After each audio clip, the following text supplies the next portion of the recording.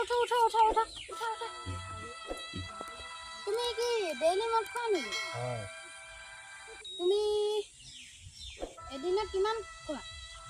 Minimum 300 টকা খাওঁ কিয় তুমি ডেইলি 300 টকা মদ খোৱা তেতিয়াহ'লে এমাহত 9,000 টকা মদ খোৱা তেতিয়া এবছৰত 1,08,000 টকা মদ খোৱা তুমি এনে কিমান দিনৰ পৰা মদ খাই আছা?